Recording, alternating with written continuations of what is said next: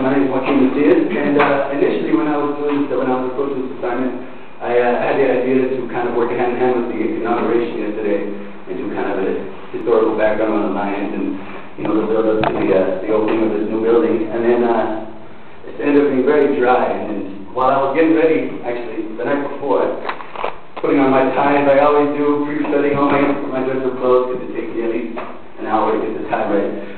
I realized, much like this kid here, how annoying it is and how interesting it might be to figure out the history behind that annoying, colorful news you have to wear when you go on formal functions. So, here we go. This is beginning to know your next decorum. There's a blank page here, but historically it goes as far back as the Egyptians, as far as the elite status of neckwear. They used to wear this here around their neck. These are the pharaohs right here, and also the Roman Empire used to wear those as well. So they used that symbol of neck decorum goes way back to almost 2,000 years ago.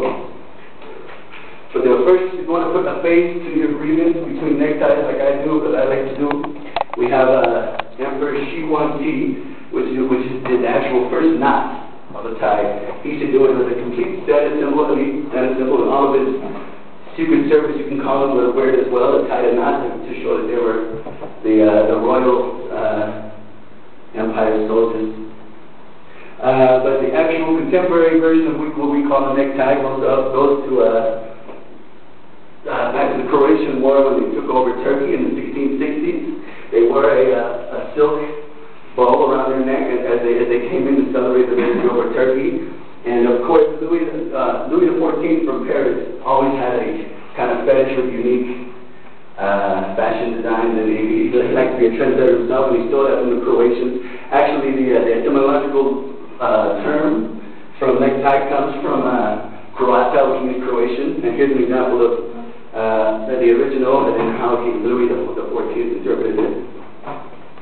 Of course, the English in the 19th century is when it really took off in Britain. Here's the evolution. You can see coming from here at the original Croatian necktie, evolving into a tie into what we know today as the necktie. The evolution of the necktie, I called it. And of course, here it is today. I picked obscure quotes because I think the necktie is obscure in general. It's Bernstein. When I was a lad and a younger man, men wore these to show they did not work with picks and shovels and pitchforks. But now, of course, it's become kind of a fashion statement. Here's the full Windsor and the half Windsor, which are kind of more typical of America, the United States, and forehand is more popular in Britain.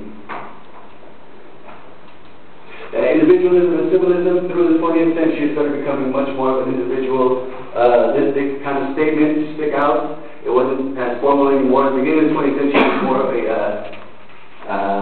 workplace dress code. But as we entered the late 20th century, it started becoming kind of folk pop, kind of like an anti-pop culture kind of grew in the States. Here's the surrealist kind of movement that started with neckties, and then of course here in the early 1920s, the feminist movement, these are all feminists from the 20s, adopted a necktie. They thought it was very much a phallic symbol, and they wanted to embrace it as their own. So here it is. I wish I had it on the screen so you could see it.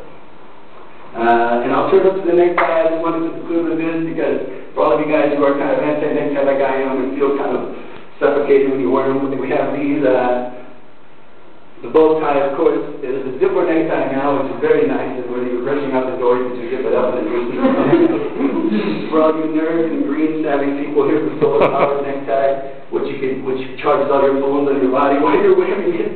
And the Gucci designer Tom Ford, which I am very happy to hear, says that the chest hair is the new necktie. You don't have to really feel obligated to wear neckties anymore. He's like, you know, the cutting edge of fashion. And I want to end with a quote from Linda Everly, who's the award-winning news reporter, who says, "If men can run the world, why can't they stop wearing neckties? How intelligent is it to start the day by tying a little noose around your neck?"